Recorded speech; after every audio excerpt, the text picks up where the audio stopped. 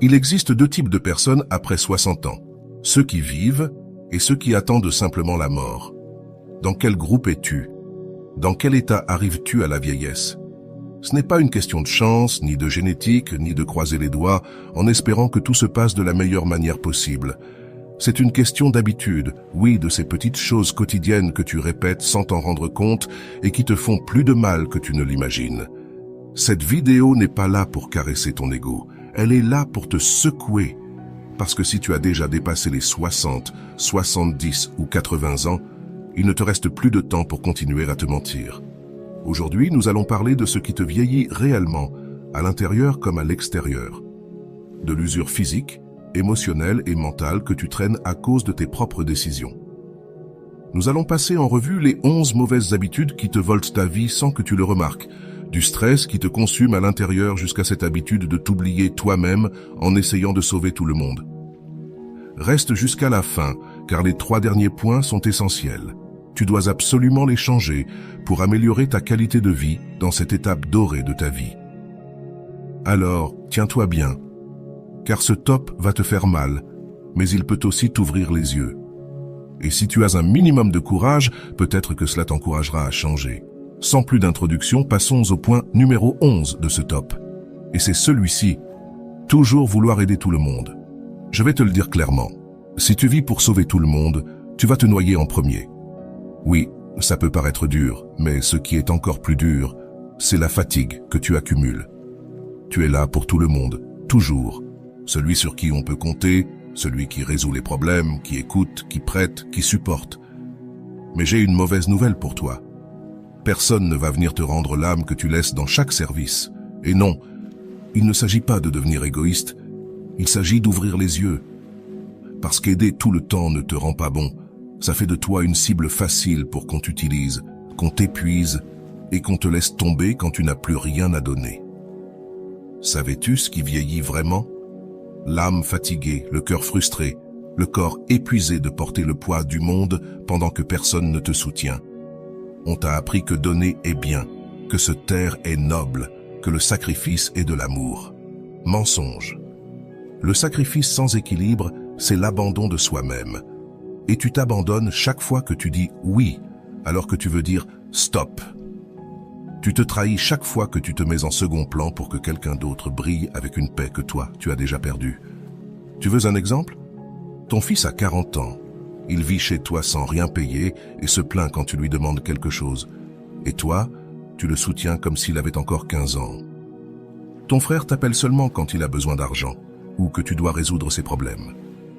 Ton mari ne t'écoute plus depuis des années, mais tu continues de lui servir son repas comme si de rien n'était. Et toi, pendant ce temps, tu es épuisé, frustré, fatigué, mais tu souris pour ne pas créer de problème. Et tu sais quoi? Le pire, c'est que beaucoup de ceux que tu aides ne te remercient même pas, parce que dès que tu donnes, ils s'habituent. Et quand tu arrêtes de donner, tu te rends compte que ce que tu croyais être de l'affection n'était en réalité que de l'opportunisme. Et je te le dis clairement, sans détour, arrête de te plaindre de ce que tu permets, et cesse de jouer celui qui ne comprend pas. Tu sais bien où ça mène, mais tu continues quand même, répétant le même schéma comme si ta valeur dépendait de combien d'énergie tu donnes aux autres. Tu veux vivre plus longtemps et mieux dans cette étape de ta vie. Commence par te choisir toi-même, mets des limites, dis non, laisse tomber ceux qui ne veulent pas marcher à tes côtés. Parce que si tu continues à te vider pour les autres, tu vas finir vieux, brisé, frustré et seul, tandis que ceux que tu as tant aidés poursuivront leur vie comme si de rien n'était. Avant d'aller loin, je te serais reconnaissant si tu mets un j'aime à la vidéo, cela m'aiderait à continuer de diffuser cette philosophie. Si tu n'es pas encore abonné, je te recommande de t'abonner et d'activer la cloche pour ne manquer aucune vidéo. Numéro 10. Excès de stress. Le stress ne se voit pas, mais il te dévore de l'intérieur. Et je ne parle pas de ce petit « je suis un peu tendu », je parle de cet état constant de vigilance, de préoccupation, de serrer les dents en faisant semblant que tout va bien. Ce stress accélère ton cœur, te gonfle et te plisse l'âme. Le stress chronique te vole des années de vie. Et ce n'est pas une phrase toute faite. Il ruine ton sommeil, perturbe ta digestion, augmente ta pression, détruit ton système immunitaire et, le pire, il change ton caractère. Tu deviens plus irritable, plus anxieux, plus amer, et tu ne t'en rends même pas compte. Tu deviens quelqu'un que même toi, tu ne veux plus supporter. Tu veux un exemple réel? Tu es obsédé par tout, que ton fils ne perde pas son travail, que les petits-enfants aillent bien, que la maison soit impeccable, que tout le monde soit bien. Et toi, dans tout ça, quand vas-tu être bien? Jamais, parce que le stress t'a capturé dans une roue qui ne s'arrête pas, mais qui ne te mène nulle part. Ton mari te parle mal et tu te tais. Ta fille te demande un énième service et tu dis oui, bien que tu sois au bord de l'épuisement. Ton frère te met dans des ennuis qui ne te concernent même pas, et tu les prends sur toi de toute façon. Résultat, un corps tendu, une tête pleine de bruit et un cœur qui se durcit chaque jour. Parce que le stress ne te rend pas seulement malade, il te vieillit brutalement. Il te prend ta vitalité, il efface ton sourire, il te transforme en une personne fatiguée, tendue, sans éclat. Tu veux vivre plus longtemps? Ralentis, lâche ce que tu ne peux pas contrôler. Apprends à dire « cela ne me concerne pas », réagis. Le monde ne va pas s'arrêter parce que tu ne sais pas ce que tu veux. Et si tu passes ton temps à dire « je n'ai pas de temps pour moi », arrête de te mentir. Tu as du temps, mais tu le gâches. Tu le donnes en préoccupations qui ne t'appartiennent pas, en drames des autres, en exigences que tu n'as pas demandées. Parce que si tu continues à absorber les problèmes des autres, si tu continues à t'imposer des exigences comme si ta valeur dépendait de ce que tu fais pour les autres, tu vas te briser. Et personne ne sera là pour réparer les morceaux. Le stress tue en silence, il ne laisse pas de marque visible, mais il te ronge de l'intérieur. Et si tu ne fais rien aujourd'hui, ton corps te le fera payer avec intérêt demain. Numéro 9. Pensez toujours négativement. Pourquoi toujours voir le verre à moitié vide? Je vais te dire quelque chose qui ne va pas te plaire, mais que tu dois entendre. Ta façon de penser ruine ta vie plus que n'importe quelle maladie. Et non, je ne parle pas de ces jours où tu n'es pas bien. Je parle de cette habitude malsaine de toujours voir le pire dans tout. Tu vis en attendant que tout tourne mal, tu doutes de tout, tu te méfies de tout, tu imagines des drames qui ne sont même pas arrivés. Tu te réveilles et tu es déjà de mauvaise humeur pensant à ce qui pourrait mal se passer aujourd'hui. Et ça te vieillit, ça t'amortit, ça t'éteint, parce que ta tête devient un endroit sombre. Et quand l'esprit devient une prison, le corps suit. Tu veux un exemple réel? Ton fils te dit qu'il commence quelque chose de nouveau et tu lui réponds « Et si ça ne marche pas ?» Ton petit enfant veut partir en voyage et tu lui dis « Fais attention, c'est dangereux. » Ton partenaire te propose de sortir et toi tu penses « À quoi bon? Je vais sûrement avoir mal quelque part ou le temps est moche. » Ce n'est pas de la prudence, c'est de la peur. C'est de la négativité. Et cette énergie, tu la respires toi-même et tous ceux qui t'entourent. Et après, tu te demandes pourquoi personne ne vient te chercher, pourquoi tout te pèse, pourquoi rien ne te satisfait. Savais-tu combien d'opportunités tu tues à penser comme ça? Combien de gens s'éloignent parce qu'ils n'en peuvent plus de ton nuage gris? Combien de fois as-tu saboté ton propre bonheur sans t'en rendre compte? Et non, ce n'est pas qu'il n'y a pas de problème, bien sûr qu'il y en a. Mais si tu te concentres toujours sur ce qui va mal, tu vivras dans un trou même s'il fait beau dehors. Tu veux vivre plus longtemps? Tu veux te sentir mieux? Commence par ta tête, change la manière dont tu parles, dont tu penses, dont tu réagis. Oui, c'est difficile, mais tu sais ce qui est encore plus difficile? Vivre des années à traîner avec une attitude qui empoisonne chaque moment qui pourrait te faire du bien. Et voici une vérité qui va te faire mal. Arrête de te dire « mais ». Ces « mais » sont ce qui te maintient dans la stagnation. Et oui, je te dis aussi cela. Tu n'es pas spécial simplement parce que tu souffres. Arrête de te lamenter et surmonte-le. Parce que si tu n'oses pas voir la vie avec d'autres yeux, tu vas continuer à répéter le même gris tous les jours, même si dehors il y a de la couleur. La négativité est un poison lent, tu le bois tous les jours sans t'en rendre compte et tu es en train de te détruire. Alors arrête de toujours voir le verre à moitié vide. Parce que si tu n'es pas capable de voir ce que tu as, même si ta vie change, tu vas rester amer de toute façon. Numéro 8. Ne pas bouger. Avoir une vie sédentaire. Tu veux vieillir vite, te sentir lourd, perdre ta force, tomber malade et dépendre des autres? Alors continue de rester assis toute la journée, immobile, éteint, en laissant ton corps s'oxyder comme une machine abandonnée. Parce que c'est la vérité. Quand tu arrêtes de bouger, tu commences à mourir. D'abord, se meurent les envies, puis l'énergie, Ensuite, l'indépendance. Et un jour, tu te réveilles et tu ne peux même plus lasser tes chaussures sans que ça te fasse mal. Peu importe si tu as 60, 70 ou 80 ans, ce qui te détruit, ce n'est pas l'âge, c'est le manque de mouvement. Et non, tu n'as pas besoin de courir un marathon, tu as juste besoin de te lever, de marcher, de t'étirer, d'utiliser ton corps comme ce qu'il est, un outil de vie, pas une statue décorative. Tu veux un exemple? Ton mari est toute la journée devant la télévision et toi tu pries sur le canapé en prétextant « je suis déjà vieux ». On te propose de sortir et tu réponds « oh non, mon genou me fait mal ». Bien sûr que ça te fait mal si tu ne l'utilises jamais. Ton fils te dit de faire un peu d'exercice et tu réponds « pourquoi faire? Je n'ai plus l'âge pour ça ». Tu sais pourquoi? Pour ne pas dépendre de lui dans un futur proche, pour ne pas vivre assis, à attendre que quelqu'un te donne un verre d'eau.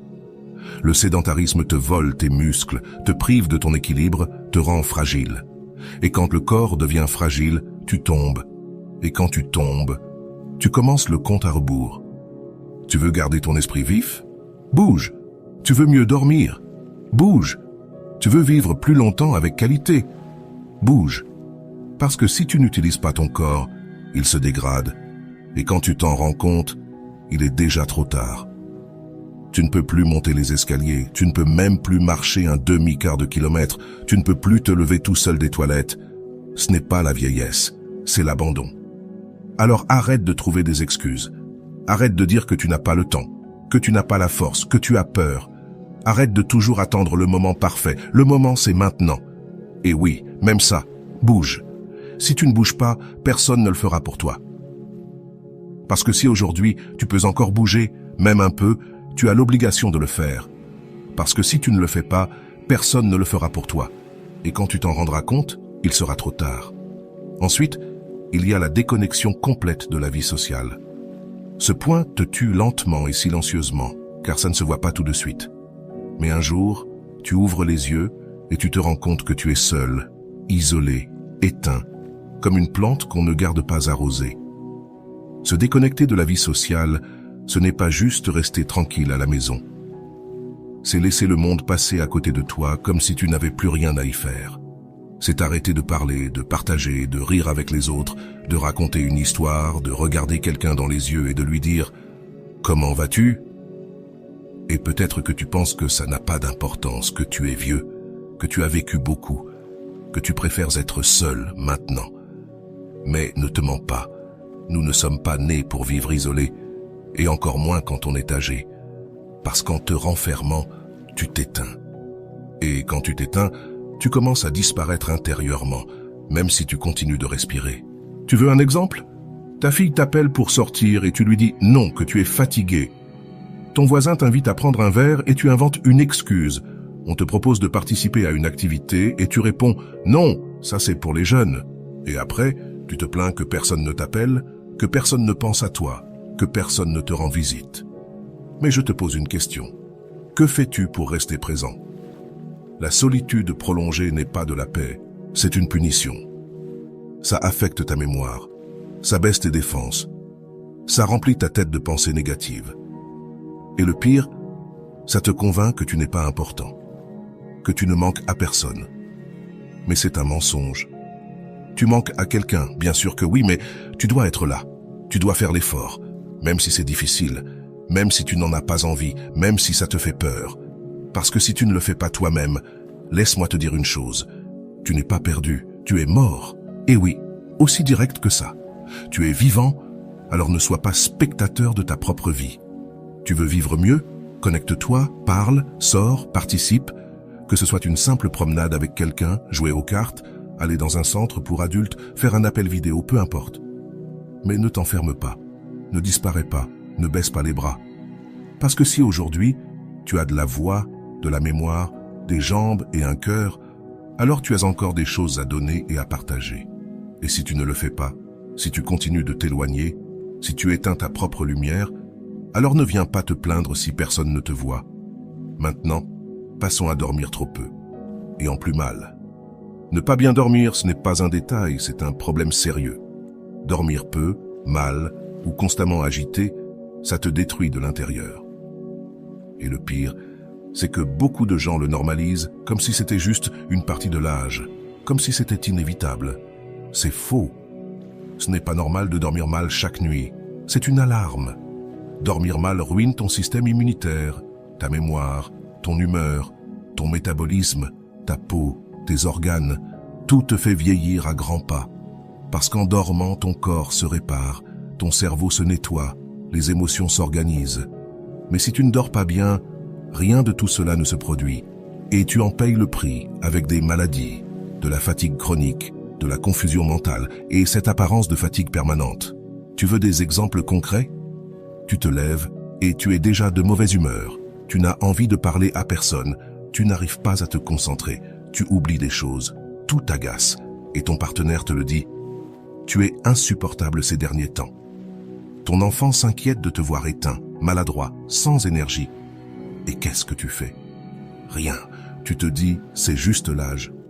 Mais non, c'est que tu dors mal depuis des années et tu ignores le problème. Tu restes tard à regarder la télé avec le volume à fond. Tu t'endors avec ton téléphone dans les mains, la tête pleine de soucis qui ne te concernent même pas. Tu te réveilles 3 ou 4 fois pendant la nuit et tu ne fais rien pour résoudre ça. Arrête avec tes peurs.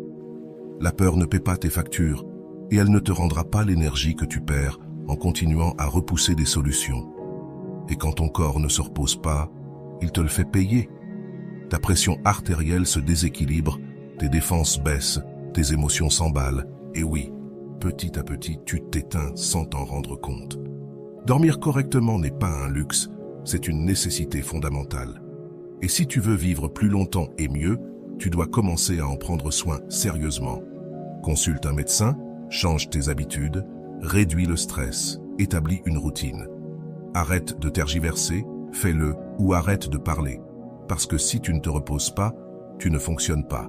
Et si tu ne fonctionnes pas, tu deviens un fardeau pour toi-même et pour tous ceux qui t'entourent. Finalement, ne pas aller chez le médecin, c'est une vraie bombe à retardement. Ne pas y aller, laisser passer, faire comme si de rien n'était. Cacher les symptômes avec une vieille pilule ou en disant « ça va passer tout seul ». C'est un mensonge, ça ne passera pas. Et si ça passe aujourd'hui, demain ça reviendra pire. Tu sais pourquoi? Parce que ton corps te donne toujours des signes. Et si tu ne l'écoutes pas, il te criera son mal avec de la douleur, de la maladie, ou pire. Ne pas aller chez le médecin, c'est comme si tu laissais un incendie commencer chez toi et que tu disais « ah, ça va s'éteindre tout seul ». Tu veux des exemples réels? Tu tousses depuis des semaines et tu ne vas pas voir un médecin. Tu as mal à la poitrine, mais tu préfères penser que c'est à cause de l'air. Tu te sens tout le temps fatigué, tu oublies des choses, tu n'as pas d'énergie, mais tu te dis « c'est juste l'âge ». Non, ce n'est pas l'âge, c'est que tu te négliges et chaque année qui passe sans contrôle, c'est comme une roulette russe. Ton fils te pousse à passer un check-up et tu lui dis que tu ne veux pas déranger. Ton mari te propose de t'accompagner chez le médecin et tu préfères ne pas y aller, juste pour ne pas savoir. Ta sœur te raconte qu'elle est allée chez le médecin et qu'ils ont détecté quelque chose à temps, mais toi, tu ne t'en préoccupes même pas. Qu'attends-tu? Une urgence? Un diagnostic irréversible? Une hospitalisation pour réagir? Aujourd'hui, avec un simple bilan sanguin, une échographie ou un contrôle de routine, on peut détecter à temps ce qui te tue sans crier gare. Mais toi, tu préfères ignorer, comme si l'ignorance te rendait immortel. Arrête de te mentir, tu n'es pas perdu, tu es juste effrayé. Pendant ce temps, tu te détériores intérieurement. Et quand ton corps dira « c'est assez », là tu te précipiteras chez le médecin. Mais ce sera trop tard. Tu veux vivre plus longtemps? Tu veux avoir une véritable qualité de vie? Alors aller chez le médecin, ce n'est pas une option. Ne t'effraie pas, mais fais-le pour te protéger. Parce que si tu ne le fais pas, personne ne le fera à ta place. Et si tu ne le fais pas pour toi, fais-le pour ceux qui t'aiment. Car après, quand tout explose, ce sont eux qui devront courir pour te soutenir et te consoler. Alors oui, déclare-le à haute voix si nécessaire. Arrête de te dire que si tu ne te bats pas pour toi-même, qui le fera? Numéro 4. Avoir une posture corporelle négligée et ne pas prendre soin de son esthétique. Je vais te le dire franchement, l'image que tu donnes à l'extérieur reflète ce que tu portes à l'intérieur. Oui, je sais ce que tu penses. À cet âge, qu'est-ce que ça change? Je ne suis plus là pour être beau. La posture, c'est le moindre des soucis, on dirait. J'ai déjà vécu. Non, cette mentalité est toxique, car quand tu te laisses aller, tu envoies au monde et à toi-même le message que tu n'en vaux plus la peine, que tu n'as plus d'intérêt, que tu as abandonné. Tu veux des exemples concrets? Tu te lèves et tu ne te regardes même pas dans le miroir. Tu t'habilles avec ce que tu as trouvé sur la chaise. Tu traînes dans la maison, les épaules affaissées, le dos courbé, le regard perdu. Tu croises quelqu'un dans la rue et tu baisses les yeux comme si tu voulais disparaître. Puis, tu te demandes pourquoi tu te sens invisible. Tu sais pourquoi. Parce que tu es en train de t'éteindre sans t'en rendre compte. La posture parle. Un corps courbé, lent, avec la tête basse et les bras croisés, cela transmet la défaite. Peu importe ton âge, si tu marches comme si tu n'avais pas le droit d'occuper de l'espace, le monde te traitera aussi ainsi. L'esthétique, ce n'est pas forcément se maquiller comme à 20 ans ou s'habiller à la mode. Non, je te dis de prendre soin de toi, de te coiffer, de choisir des vêtements que tu aimes, de mettre du parfum, de te regarder dans le miroir et de te dire « Regarde, je suis encore là, j'ai encore une présence. » Parce que si tu ne prends pas soin de toi, si tu ne t'accordes pas de valeur, si tu ne te respectes pas devant le miroir, ne t'étonne pas si personne d'autre ne le fait. Tu as un partenaire et ça ne te donne pas le droit de te laisser aller. Tu as des enfants grands et cela ne signifie pas que tu n'as plus de raison de bien paraître. Tu dois te faire belle ou beau pour toi-même parce qu'au moment où tu te soignes, où tu te redresses, où tu lèves le regard, quelque chose change. Tu te sens plus fort, plus vivant, plus présent. Et ça, ce n'est pas de la superficialité, c'est de l'estime de soi, de la dignité. Tu veux vivre mieux et plus longtemps? Prends soin de la façon dont tu te présentes au monde.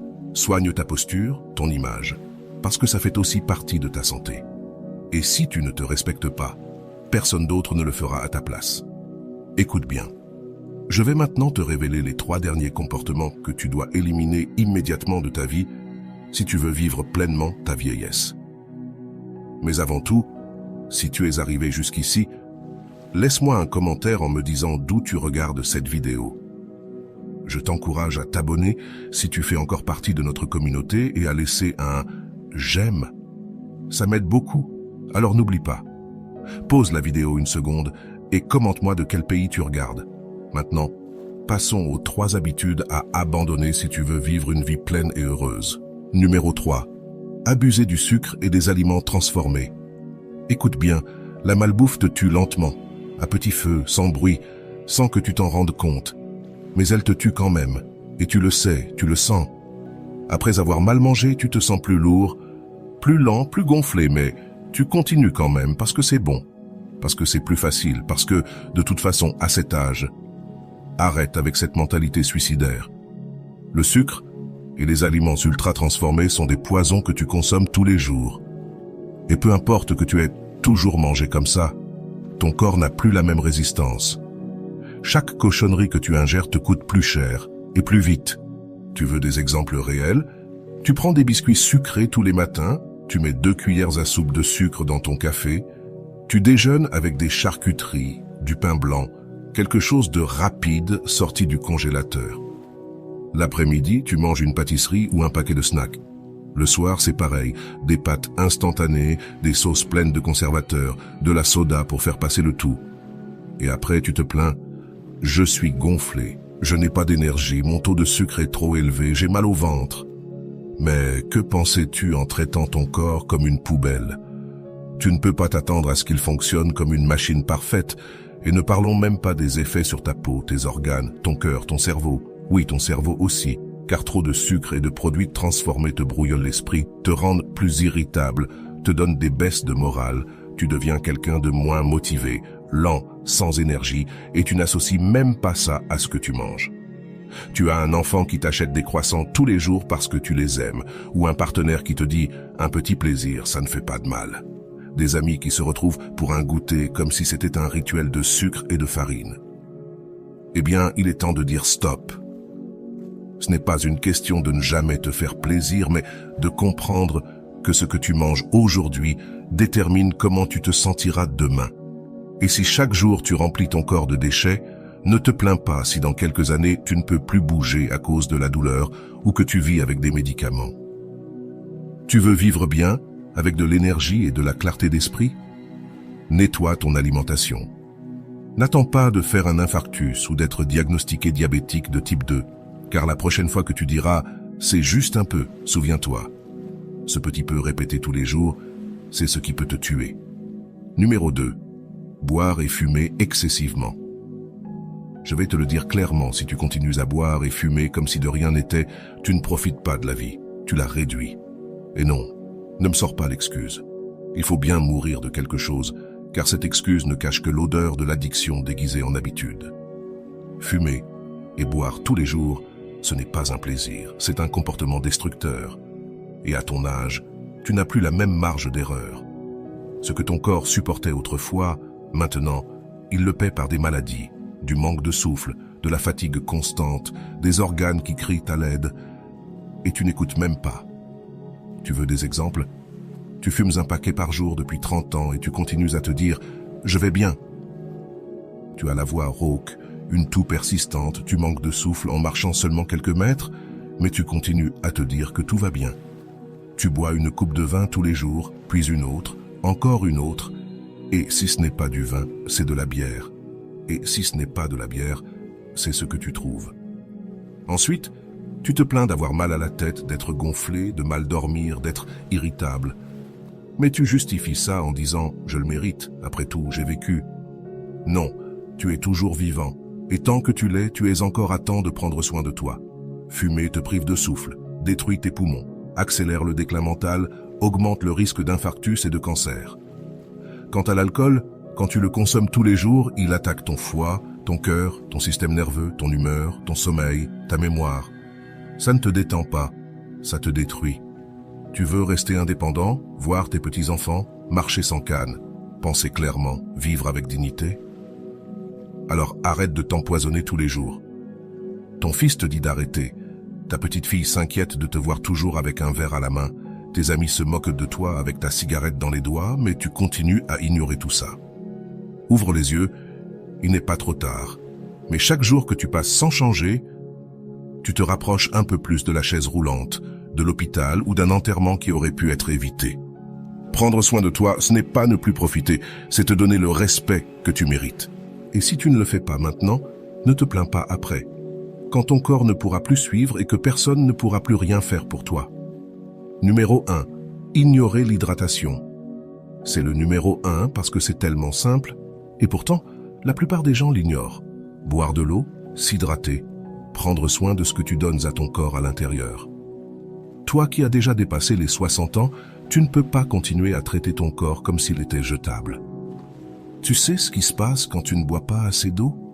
Ton corps commence à s'éteindre lentement. Tu te sens plus fatigué, plus lent, plus irritable, plus oublieux. Tes organes ne fonctionnent pas bien. Ta peau se déshydrate. Tes muscles s'affaiblissent. Ta digestion se bloque. Ta tête se brouille. Et tu penses que c'est la vieillesse. C'est faux. C'est de la déshydratation. Tu veux des exemples réels? Tu passes ta journée à boire des boissons sucrées et à manger des aliments déshydratés. Si tu veux vraiment te sentir bien, commence par boire suffisamment d'eau et donner à ton corps ce dont il a besoin.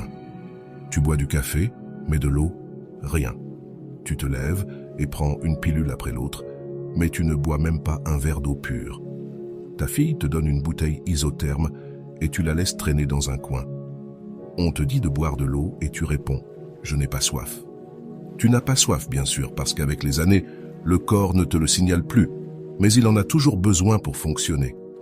Ne pas avoir soif, c'est une excuse. C'est un signe que tu es déjà déshydraté sans t'en rendre compte. Et pendant que tu penses qu'il n'y a pas de problème, ton corps se déshydrate de l'intérieur, comme une plante abandonnée. Tes reins souffrent, ton cœur se fatigue, ta peau se dégrade, ton cerveau s'embûche. Tu veux vivre plus longtemps? Tu veux te sentir plus léger, plus clair, avec plus d'énergie? Bois de l'eau tous les jours, sérieusement. Ce n'est pas une mode, ce n'est pas une recommandation d'un magazine, c'est une nécessité vitale. À cet âge, l'ignorer, c'est un suicide lent. Et ne viens pas me dire que ça te fatigue d'aller aux toilettes. Que préfères-tu, aller souvent aux toilettes ou finir avec un problème rénal parce que tu ne t'hydrates pas comme il faut? L'eau, c'est la vie. Et si tu ne donnes pas d'eau à ton corps, tu choisis de mourir plus vite. C'est aussi simple que ça, aussi dur que ça, aussi réel que ça. Maintenant que tu sais quelles sont les habitudes qui te font vieillir, j'aimerais entendre ta voix. Lequel de ces points te semble familier? Comment vis-tu ta vie aujourd'hui? Laisse-moi un commentaire ci-dessous. J'aimerais beaucoup connaître ton expérience et savoir ce que tu en penses. Et si cette vidéo t'a plu, tu dois absolument voir celle-ci que je te laisse ici pour continuer à te nourrir de sagesse à cette belle étape de la vie.